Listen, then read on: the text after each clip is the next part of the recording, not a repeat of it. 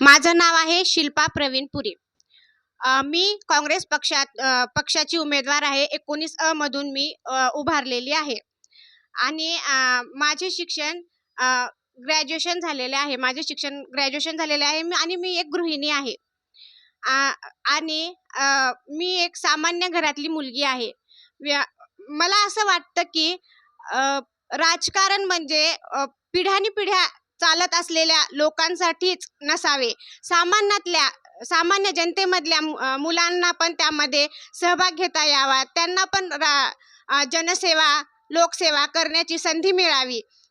याच्यासाठी मी इथे अ, अ, अ, मी इथे आलेली आहे. मला जनसेवा करायची संधी मिळण्यासाठी मी इथं उमेदवार म्हणून उभी राहिलेली आहे. तरी मतदारांनी, मान्यवरांनी मला माझी एक विनंती आहे, की अ, माझ्यावर आशीर्वाद असावेत त्यांचे आणि मला जनसेवा करण्याची संधी द्यावी.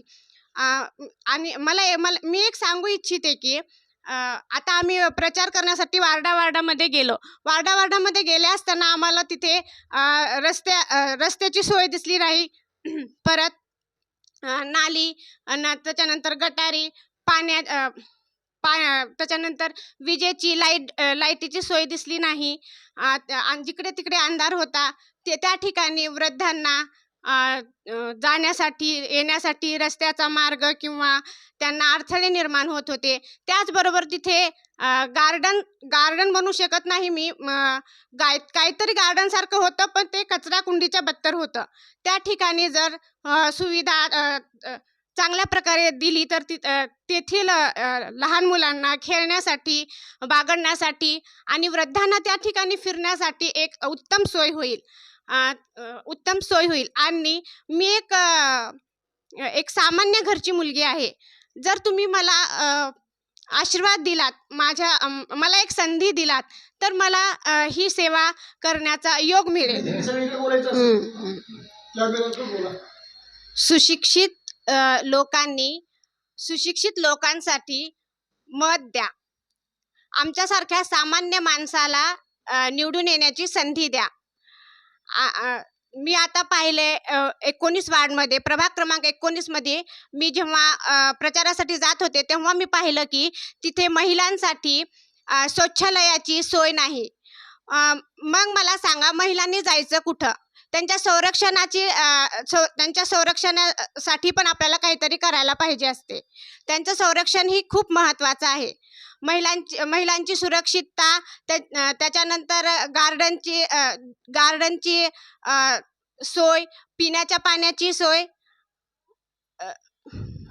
तर कचराकुंडी झालेली आहे आणि त्या ठिकाणी विशेषतः काही लोकं तिथं दारू पीत बसतात. त्याच्यानंतर मुलं-मुली त्या ठिकाणी जातात आणि तिथं जाऊन बसतात.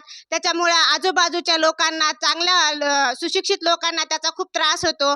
ते लोकं आपले लेकरं बाहेर घेऊन जाऊ शकत नाहीत किंवा त्यांना ते त्यांनी त्यांचं स्वतःचं दारसुद्धा उघडून बघू शकत नाहीत, की त्या ठिकाणी अशा घाणेरडे चाळे चालू असतात. त्यांना दारं लावून घरामध्ये बसावं लागतं. त्याच्यामुळे माझी एक विनंती आहे, की तुम्ही सर्वसामान्याला पण चान्स द्या आणि राजकारण हे सध्या घराणेशाही बनलेली आहे. म्हणजे एकदा मुलगा, एकदा सून, एकदा आई, अशा पद्धतीने त्यांची सत्ता त्याच्यावर राजकारणामध्ये येत आहे. पण सामान्य माणूस जर राजकारणामध्ये उतरला नाही, तर राजकारण फक्त त्यांचाच एक बिझनेस होऊन बसू शकतो. त्याच्यामुळं माझ्यासारख्या सामान्य माणसाला तुम्ही चान्स द्या. ही एक माझी तुमच्याकडे विनंती आहे. माझी मुलगी थांबलेली आहे.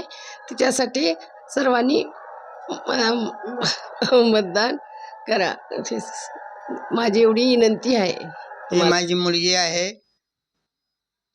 ते आपली सून असो, लेक असो, आई असो, असं समजून का आमच्या मुलीने का मतदान करा, एक वेळ त्यांना संधी द्या, हे आमची विनंती आहे. मी शिल्पा प्रवीण पुरी आणि माझ्यासोबत विराज पाटील आम्ही दोघंही 19 प्रभागामधून काँग्रेस पक्षाकडून उभे राहिलेले आहोत आणि माझी विनंती आहे आम्हाला मत देऊन संधी द्यावी.